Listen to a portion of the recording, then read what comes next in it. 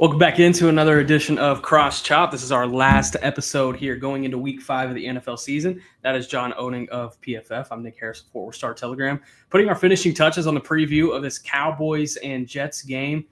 John, is this we're going to pick the game a little bit later on, but as the week carries on day by day, I feel less and less confident about the Cowboys' chances to win this game.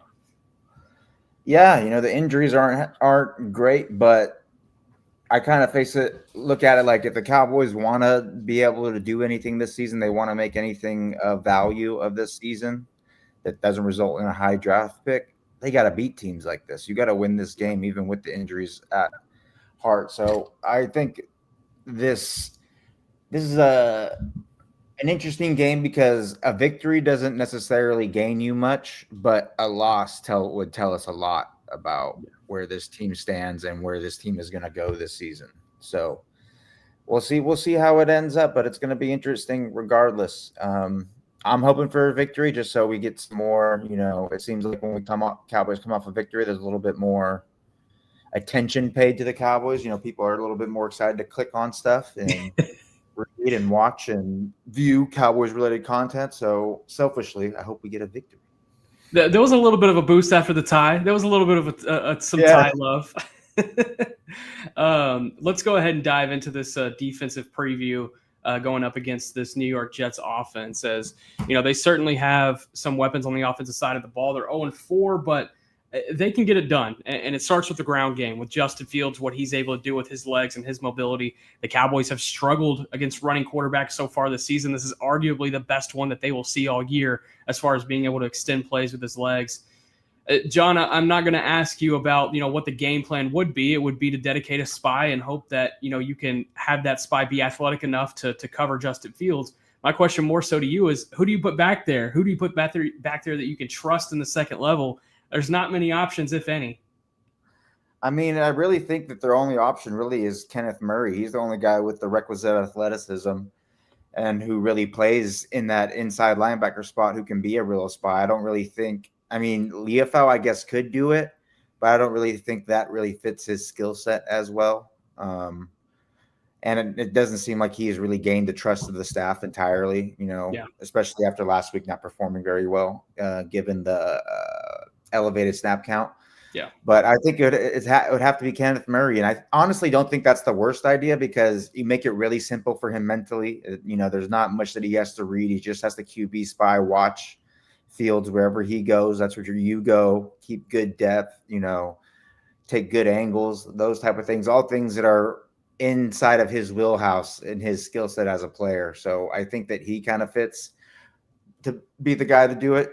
Obviously we would love if Overshown was healthy because he would be the perfect person to be able to QB spy someone like Fields, but he's still not healthy yet. So I would say Kenneth Murray is kind of de facto has to be that guy for the Cowboys. Yeah, and that's what Overshown was able to do in that game against the Steelers last year with Justin Fields. They did a good job in limiting him and what he could do outside of the pocket. And it was one of the few games that he lost as a Steelers starter. He went 4-2, and that was one of the games that he dropped, and it didn't perform particularly well in that matchup. But Matt Eberflus talked yesterday about how his experience with Justin Fields might be able to help the game plan in this experience. He came in during Justin Fields' second year in the NFL. A year after the Bears had drafted him in the first round, and worked with him for 3 seasons before they moved on to Caleb Williams. But that experience, it certainly does help. And I don't try to overblow really how much that former coach, former player stuff actually matters whenever they go their separate ways.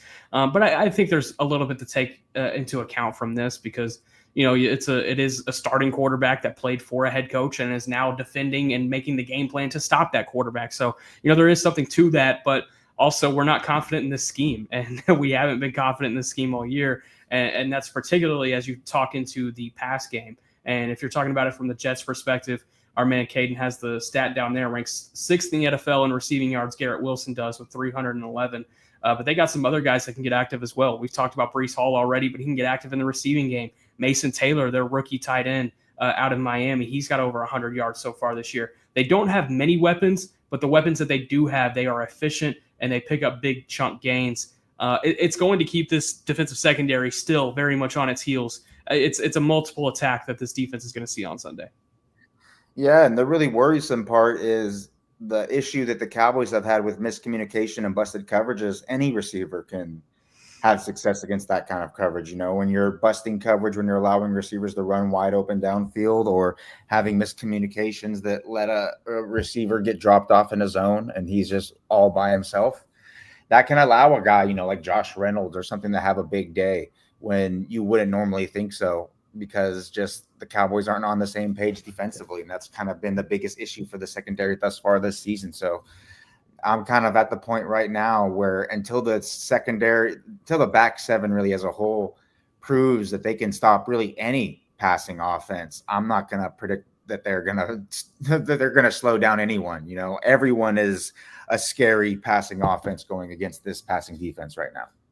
Yeah, let's talk about the ground attack with Breece Hall already at 238 yards on the year.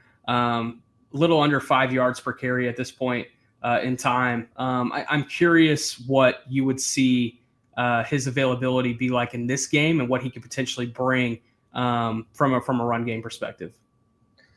Yeah, it's interesting. I think Breece Hall is a really good back. I think he's pretty underrated and kind of toiling away with a really poor overall team over in New York. But one thing that I think really sets the table for him to have success is I think the Jets have kind of a sneaky good offensive line. They're not fantastic, but there are some players there who are, performing pretty well, in my opinion. And it all starts to me with the right tackle, Armin Membu, the rookie. I think he's performed way above expectations, especially in pass protection. He's been fantastic over there at right tackle, showing a great ability with his pass sets to stop speed. His hand fighting is really good. His pass sets are consistent. He shows great range in pass protection, and he's also doing pretty good work in the run game. I also think he's the center. Joe Tippmann is doing a good job. Or no. He's the right guard. Center is Josh Myers. I think both have had pretty decent seasons so far from what I've seen when I was checking out the Jets. Some parts this week they're doing a good job of, especially when they pull around Tippmann. He's done a good job creating some running lanes for Breece Hall. So I think that's something you have to worry about. But I think this Cowboys run defense has proven that with the defensive tackles playing so much better than they have in recent seasons, it's really helping solidify the defensive front as a whole against the run.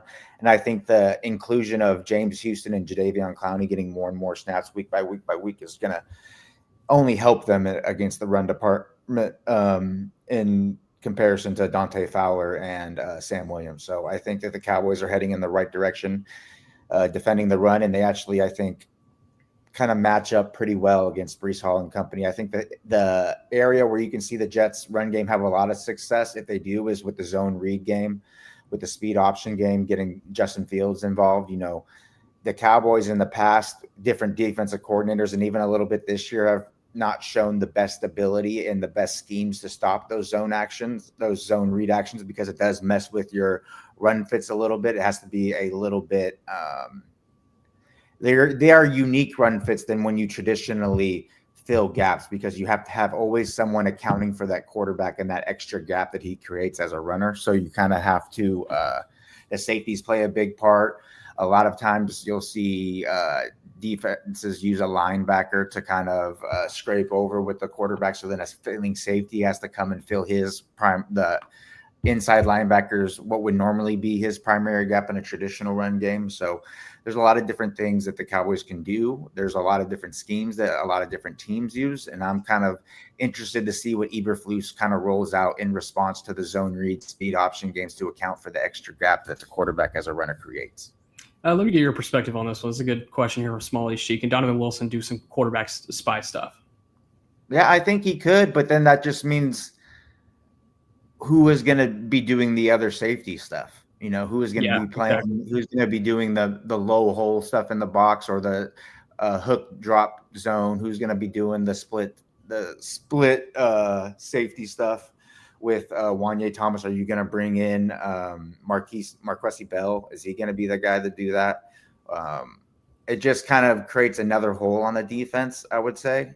So I still think it's a little bit better Brett Murray, but maybe in some third down stuff, maybe some nickel or dime situations, maybe Donovan can be the guy that insert into that situation and be a QB spy. I could see that being a wrinkle that Eberflus throws in there, but he can certainly do it. He has the requisite athletic ability and tackling ability to be able to do it, in my opinion.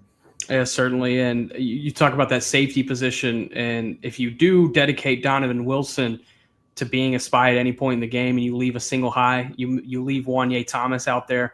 He's going to be starting in place of Malik Hooker. He is one of many starters that are going to be out of this game. Talking about Hooker, we'll start on the defensive side of the ball. You have Wanye Thomas there. Also, Kenneth Murray is questionable, so you would possibly be seeing Shamar James or Jack Sanborn / Maris Leofau, just kind of depending on how it shakes out as far as who would be starting if Kenneth Murray cannot go. Let's flip to the offensive side. That's really where things get dicey. Tyler Guyton is out with a concussion. He was back in the facility today, but is still working through the protocol. He will not play in this game, so he will turn it over to Nate Thomas. Moving inside at left guard, Tyler Smith. He has not practiced all week, but he is listed as questionable. He's dealing with that knee tendonitis that he kind of battled late in training camp. So that's certainly something to keep an eye on moving forward. Cooper Beebe still on IR with his high ankle sprain. He'll be replaced with Brock Hoffman. Right guard, TJ Bass, he's going to be playing in place of Tyler Booker, who is out with his ankle injury. And Terrence Steele, he's healthy. Don't worry about that. So you have one healthy guy up front, and it's probably your worst pass protector of the five. It's concerning, and that's before we even start talking about the receiver. CeeDee Lamb is obviously out with an ankle. Kevontae Turpin is out with a foot. Man, I worry about this offense and what they are going to be able to do. And I was asked earlier today, am I more worried about the pass game or the run game? I would say the run game, because Dak, he's been able to work well under pressure, not only early this season, but throughout his career. His numbers against the blitz, his numbers against pressure have been phenomenal. He's going to see a lot of it in this game, and there's at times it's going to come crashing down on him. Absolutely. You have the potential of 4 starting offensive linemen not playing in this game. That's going to have an effect. But with the run game, I'm not sure if there's enough proof in the pudding for me to be able to believe that Javonte Williams can still make things work, and this offensive line can still make things work in the run game. Even though TJ Bass showed a lot last week, you like what you see from Nate Thomas. It's just the fact that these guys, they haven't played a whole lot together, and the synergy of the unit overall is not going to be able to benefit them as well. Talk to me about your offensive concerns here, John. Yeah, my biggest concern is blocking Quinnen Williams with those interior 3 offensive linemen, that are potentially all 3 might be replacements. Yeah. As you said, he's someone who can wreck a game. He's someone who can wreck a running game. He can wreck a passing game. He's really good against the run and the pass. And he really worries me. I think for the Cowboys run game to have success, they have to really attack the edges. I would really target Will McDonald in the running game. I think he is kind of the biggest weakness that the Jets have when he's in the lineup against the run. I would attack him consistently with, outside zone concepts, pin and pulls, power, counter, those type of things where you can get to the edge and you can really attack him and try to get to the second level of the Jets defense, because you can have a lot of success if you're able to do that on a consistent basis. And I think Javonte runs hard enough and tough enough that if he can get to that second level, his momentum and his ability to churn his legs and create those dirty yards will allow those, 3, 4, 5 yard runs to turn into 6, 7, 8, 9 yard runs. And the Cowboys can have some success that way, but it's all going to be predicated on blocking that big son of a gun, in the middle of that defense. Quinnen Williams, he's a really good defensive tackle. The Cowboys have had a lot of luck this year going against when they've had to go against a lot of the best defensive tackles. We all know what happened week 1 with Jalen Carter. Devontae Wyatt injured in the first few snaps of the game against the Packers. Those were, really, really helpful for the Cowboys' chances of winning those games and putting up competitive contests. So it's going to be interesting to see if Quinnen Williams is able to play the full 60 minutes, how they cope and how that changes and affects things. Because I think the best way for the Cowboys offense to have success and to generate points and generate yards is going to be through the run game and establishing the play action passing game and creating those voids in between zones, trying to give Dak a little bit extra time in the pocket, those type of things, and to create those downfield those intermediate and downfield shots that can allow the offense to have some success, move the ball, and put points on the board. Yeah, let's talk about some of these replacements. Miles Sanders is also questionable with knee and ankle injuries that he's battling. Jaden Blue is going to be active in this game regardless. The rookie running back out of Texas is going to see his first NFL action, and he's super stoked about it. And it's something that he's been hyping up all week. And we finally got to talk to him on the record today, and he's very much looking forward to the opportunity. Is it going to be with or without the Louis Vuitton Nike? that is the question. The Louis Vuitton Nikes that he had at practice on Thursday. It was funny. He broke them out, and Schottenheimer saw him laying down on the sideline in between reps, and he said, "What the hell's going on with Blue?"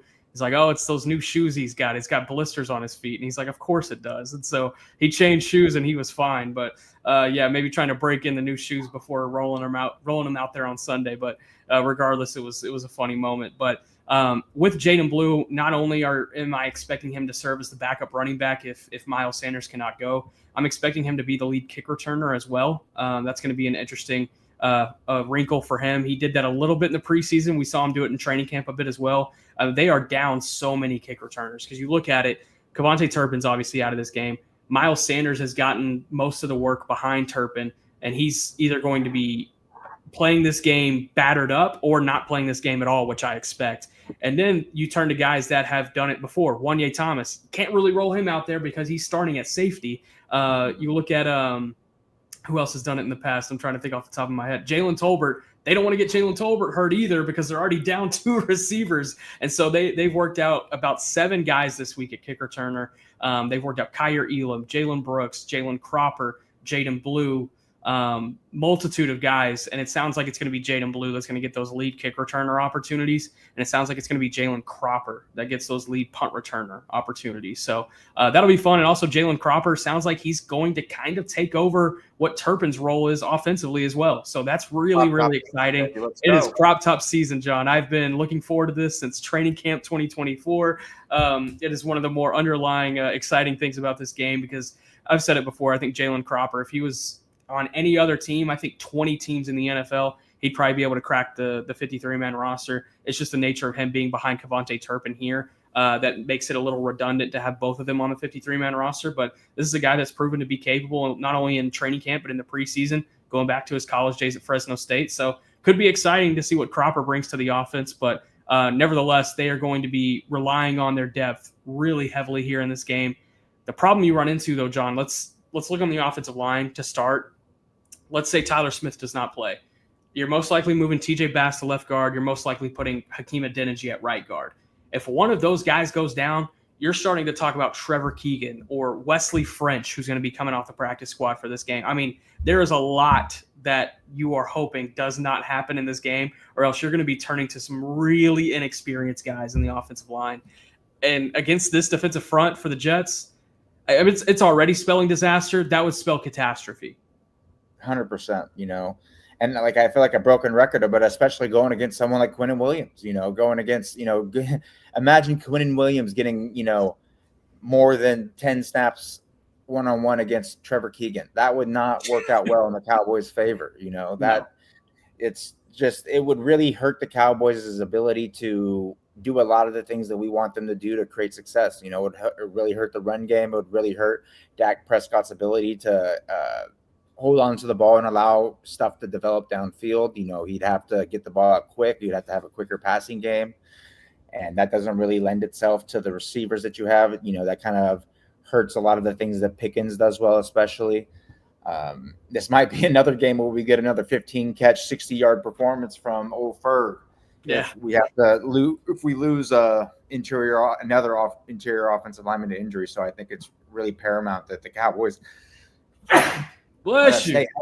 Thank you. Stay healthy and are able to, keep the game plan and really just try to attack this Jets defense with, as healthy of an offensive line as you can. But the problem is old MetLife Stadium, as they saw with Malik Neighbors, would be snatching up ACLs consistently. So I just really want the Cowboys to get through this game without any major injuries. Good, funny here from Kelly Blue Vuitton. I love that. Smalls HD, are we finally going to get some Lipke carries? God willing. I mean, you would think, Mr. Extension Man. It just is mind blowing just how they use him, given what we heard in the offseason, what everybody said he was doing in camp. It just seems like the complete opposite. They're kind of doing like they're using him most in the things that he does the least good. He's blocking so much. He's not carrying the ball. He's good in pass protection on third downs. And I guess he does that every once in a while. So that's something that he's still kind of doing, but he's not getting the ball passed to him. He's not a short check down option, any of those little things. He's not a screen option. They're not using him on gadget plays or anything of these interesting, these shovel passes, anything like that. You see the creativity around the NFL when teams have, a fullback, H-back type that they want to get the ball in the hands and who might not excel as blockers. So it's just really frustrating given the money that they kind of allotted to him and how all the offseason chatter surrounding him about how he was going to be such a big part and how great of a football player he is. But the usage that the way that they are using him says otherwise. It's very unfortunate. And it's one of the very, very few things I would knock about the Schottenheimer offense so far is that they haven't figured out how to get this guy involved. And one touch in 4 weeks. And you go back to last year when he had 20 some odd touches throughout the year. I think it was more like 28, 29. So, I mean, he's certainly not on pace to eclipse that or even touch that. So, I'd like to see some more as well in what he could do in the run game, not only in the run game, but also, downhill run blocking. I don't feel like we've seen him enough between the tackles paving the way. And there were times last year that he was able to pave running lanes for Rico Dowdle between the tackles, and it worked out. Whether it was him just being able to put his body in the right spot or actually making a good block and driving through guys. He's not the best. He did a better job last week of blocking the Cowboys' own players. He did yeah, exactly. He did a better job of blocking his own teammates. He did the opposing team. So it's just been really frustrating watching him,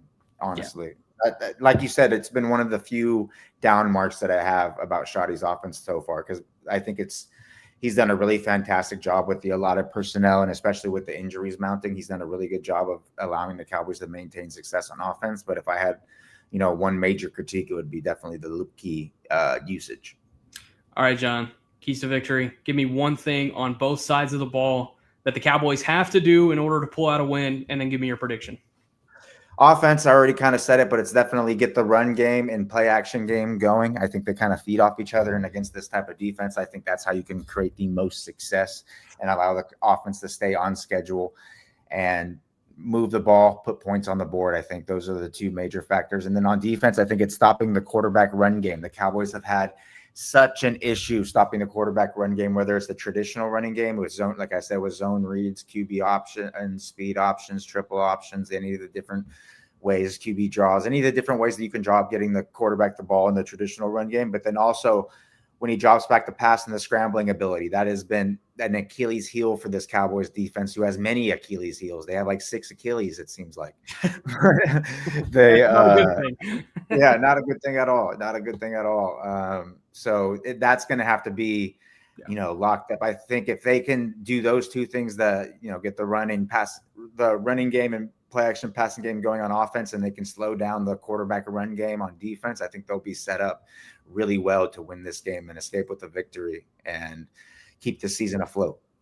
Yeah, let's see. I'll start on the defensive side. I'm with you as far as they need to limit what Justin Fields can do outside of the pocket. If they can keep the opposing running game, that not only factors in Fields but Breece Hall to an extent. If they can limit it, how they've limited it so far this season. I mean, they haven't been great in run defense, but if they can do the job that they have been doing through the first 4 weeks, I think that'll be apt enough for them to be able to handle, their responsibilities in pass defense and keep this game within shots reach throughout the 4 quarters. That would be my key on defense, is just limiting the run game, but specifically as it pertains to Justin Fields and what he can do outside of the pocket. Offensively, gosh, this is tough. I called George Pickens the X factor in this entire game, just because if he can match the production that he had against the Green Bay Packers, then while being traveled by Sauce. Yeah, while being traveled by Sauce, I think that if he can match that, then that's going to give this team a much better chance of winning. And it's funny, you go back to when the Steelers played the Jets last year, Sauce traveled with George Pickens, and Pickens had over 100 yards and a touchdown that game. So, he's had the upper hand in that matchup in the past. We'll see if he can keep that going here in this Week 5 matchup. But I've called him the X factor. They need him to produce, but I think one thing that I think that if they establish what they can do with Javonte Williams and Jaden Blue as kind of like, hey, Javonte's going to be your physical between the tackles, runner is going to wear down that front as the game goes on.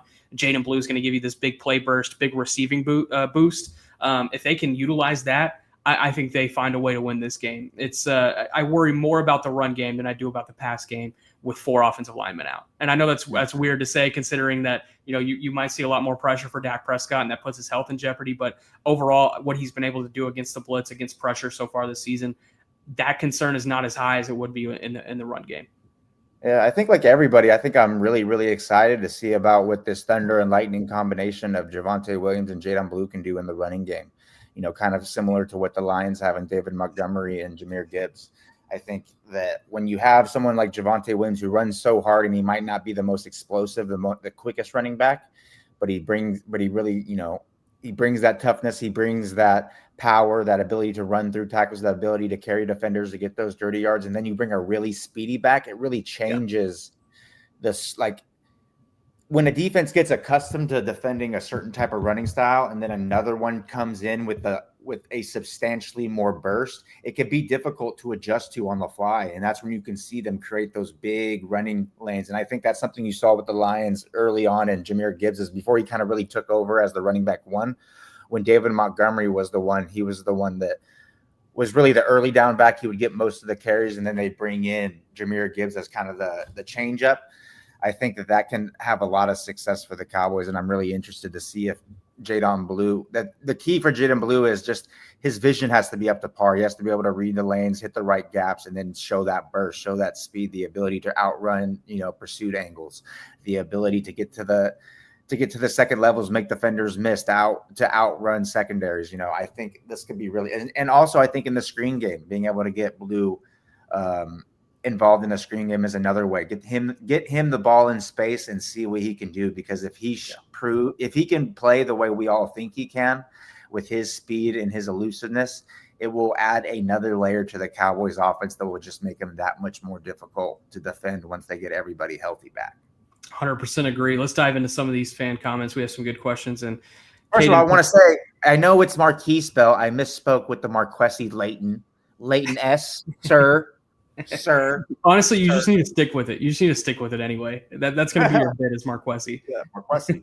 And shout out to producer Caden, and I guess Bobby Belt for making this AI photo of me crying to Taylor Swift. Oh, it's not AI. That's not AI. You're right. You're right. That's real. I'm sorry. Y'all caught me. You can't AI that beard. Okay. A Rover 561. Will Eberflus actually use a spy? Yeah, that's the great question. That's the big question.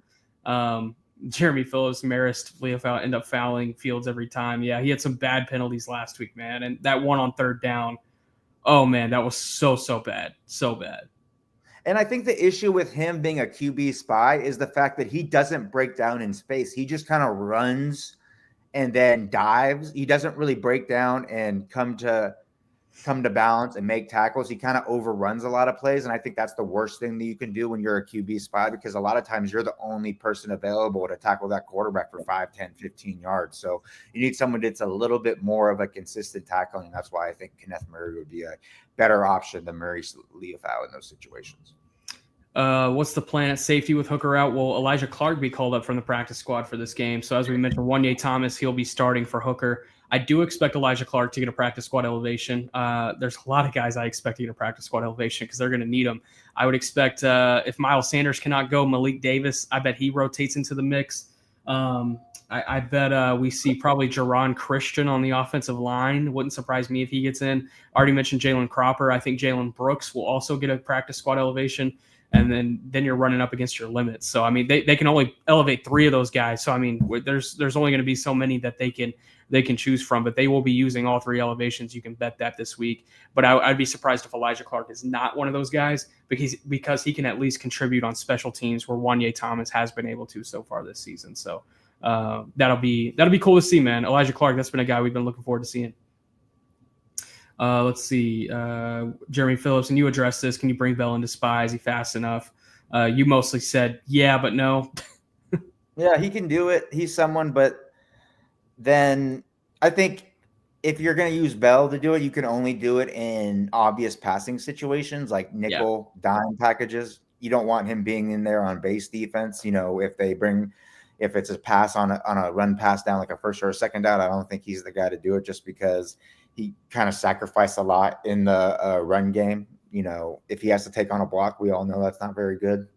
Yeah. So I wouldn't really want to put him there in that situation. But if, like I said, if you want these safeties to be the QB spies, it has to be on third down, less passing situations, nickel dime defenses. Kelly with Ryan Flanoy for returner. I see the vision. I doubt this team does that, though. I think he's going to have an increased offensive role this week. I mean, he will have an increased offensive role this week. They want to protect those roster receivers right now, I think. So that's probably why you wouldn't see Tolbert back there either, is they really want to protect these guys as much as they can. Smalls HG, let CJ Goodwin return. All right, that's one thing me and John can agree on, is that we no CJ Goodwin love around here. All right, Mr. Special Teams. That's the one special teams thing he cannot do, apparently. Smalls HG, Connor Riley legacy game. Yeah, the offensive line prowess is definitely going to have to be on display here. I'll give him and Clayton Adams credit. To this point, they've been working with a lot of makeshift offensive lines so far. It's been a pretty damn good job considering how things go across the league whenever backup offensive linemen have to come into the game. Shoot, and if you don't believe me, just go back to week 2 and look at that first drive from the New York Giants and James Hudson having all those personal foul penalties and sacks given up to, or pressures given up to. So Piston broke. Did you guys catch Hoffman mic'd up? That's the energy we need every game. That was great. Brock Hoffman's the man. I mean, he's everyone's favorite offensive line asshole. That's who he is. Everybody's favorite asshole, offensive line. It's so funny because him and TJ Bass are good friends, and we talked about it a little bit with I think Clayton Adams yesterday, and they are completely different from each other because Brock Hoffman is this on the field, this loud, asshole who wants to get in your face and takes pride in being an asshole. And TJ Bass, just this quiet and reserved guy, and he'll do his own right too. We both agreed that he had a better game than any of the offensive linemen last Sunday, but he's just more of the quiet guy. And then in the locker room, Brock's a little bit more chill, but he's the one that'll talk to the media before TJ will. So it's fascinating. Smalls, with another thing that me and you can agree on, Brevin needs to be more involved as well. I think you're going to see. Why is Schoonmaker getting more snaps than him? That's another one of the world's biggest mysteries. We need Pablo Torre to go find out about that one. What the hell is going on there? Yeah. Brevin, I mean, for Schoonmaker just gives you nothing as a blocker. He gives you nothing as a receiver, but yet they still are using him on more often than Brevin Spann, who at least gives you like a lot as a blocker, even if you want to say he doesn't give you stuff as a receiver, even though I think he gives you more ability after the catch as a receiver as well. So I really don't understand why Brevin Spann-Ford has a reduced role compared to Luke Schoonmaker, other than that's what the plan was coming into the season. I just, off the first 4 weeks and how they are performing, I don't see any way how you can argue that Brevin Spann does not deserve more snaps than Luke Schoonmaker. I don't understand it at all. Piston broke. Bring up Maffa and Blue to see what happens. Phil Maffa is still on IR. Yeah, he's still on IR. He wouldn't be able to come up for this game, but I see the vision, but he would not be able to play in this game regardless. Kelly, any projections for our boy James Houston? Will they give him the snaps he deserves? I don't know about the snaps he deserves, but he will play more this week. That is one thing I can say. He will have more of a snap count compared to the first 4 weeks. I mean, it's just been steadily going up. We just need it to go up a little bit more. What a steeper trajectory. What an awesome story as a guy who was brought in to basically, be a training camp body essentially. Yeah. And then he's taking advantage of every single opportunity he has had, really, since training camp through the preseason, through his small snaps through the first couple games. Then when he gets more snaps against the Packers, he has arguably the best defensive play of the game.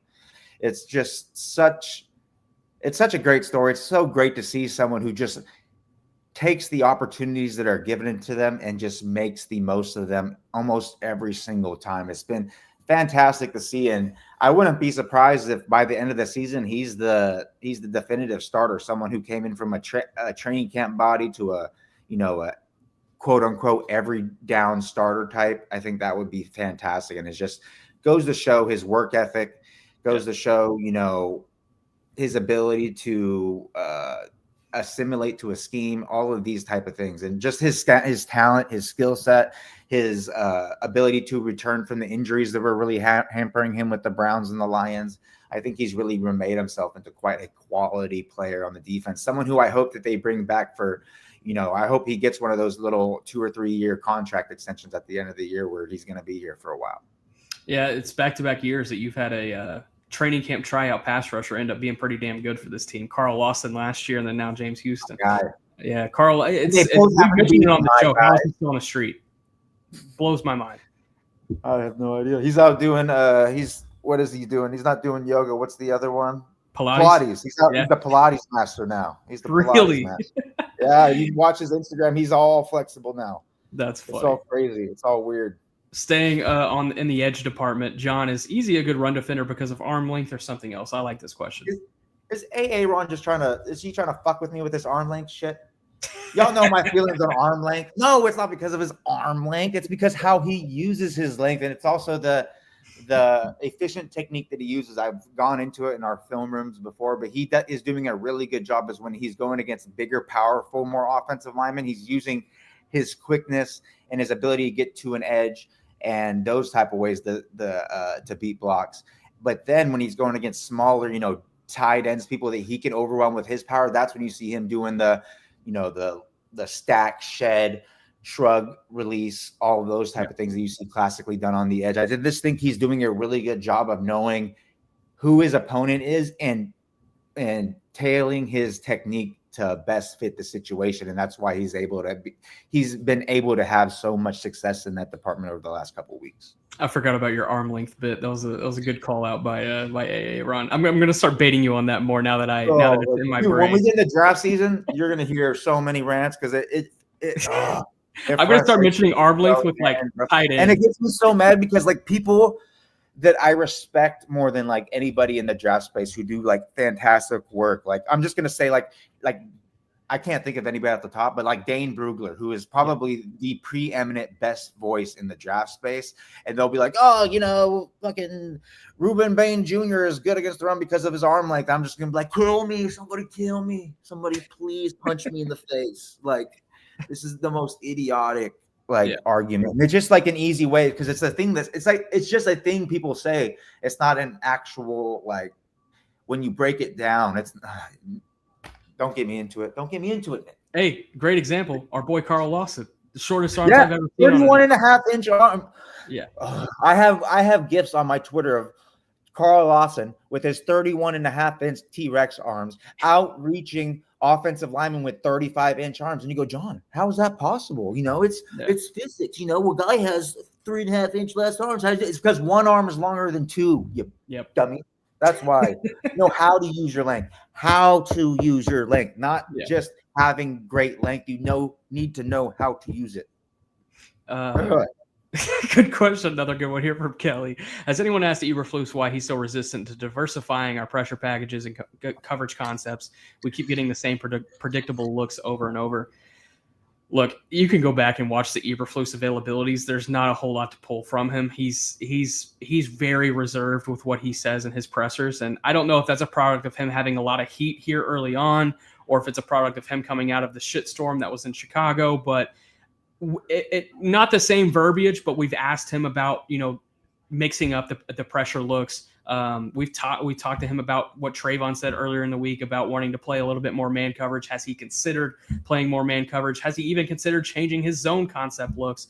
He doesn't give us a whole lot. Yes, the question has been asked, but I can't say there's been a good answer from him, Kelly. I just think it's one of those things where you do what you know best. You it's like asking a geometry teacher to go teach algebra 2.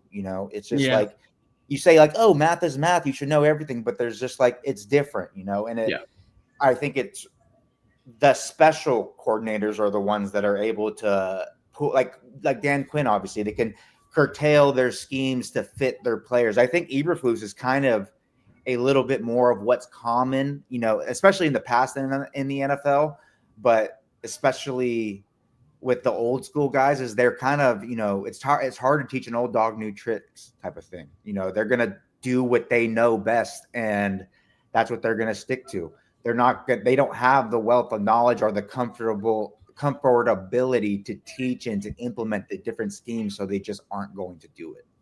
And we'll wrap up on this one from our man Caden Gates, producer. How would Tyler Smith do in a sumo wrestling match? This is a fascinating one. Break it down for us.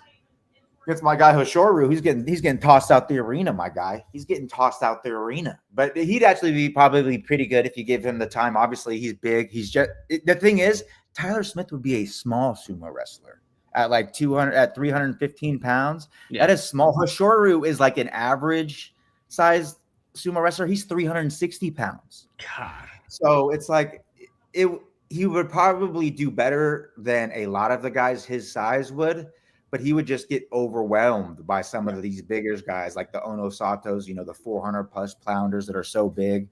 And then you got to go against the guys that have been like, one thing that's going through judo right now is a lot of the Mongolian sumo wrestlers they all came up doing judo. So they have a lot of like judo throws implemented in their sumo game. And if you don't have that kind of background, you will get tossed on your head in a second. And I don't think Tyler Smith has been doing judo in his off time, so I think he would probably get tossed by a lot of guys for sure. And as we wrap it every time with John on a little sicko moment with sumo wrestling, we appreciate everybody for tuning in, man. Here in week 5 of the season, hey, we appreciate everybody that continues to tune in. We're 5 weeks into this thing. We're looking to grow it even more. But everybody that's been a loyal listener to us and hopping in on the chat every single time, really appreciate y'all. Shout out to Kelly, Jeremy Phillips, AA Ron, Smalls HD, Piston Broke. These are all guys that we've seen in here before, so we really do appreciate you guys. Smalls HD. They are day ones, baby. Day ones. We'll remember that when we're all big time with 5 million subscribers out here. I'm on here with my gold chain, just been like, what's up? Yeah, exactly. When we're driving our Uruses around to games, no problem at all. But John, I appreciate you, man. Let's get a prediction. What's the score on Sunday night or Sunday afternoon? Cowboys 27, Jets 17. Really? Okay, man. Y'all are gonna hate me. I think the Jets win this ball game. Yeah. I think there's too many things working against them.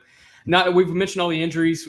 We've mentioned the running quarterback. Also, this team does not play well on the road for noon games. It's just a fact of it. Unfortunately, that's a trend at this point. So I think there's too many things working against this team right now. I'm going to pick the Jets in a close one. I think they win it by like 3. But if I'm wrong on Monday, then we can dunk on me for a little bit. How about that? Never turn down that opportunity. Okay. All right. We'll do it then. All right, everybody. Appreciate everybody tuning in. For producer Caden that helps set all this up. For my guy John, I'm Nick. Stay blessed, everybody.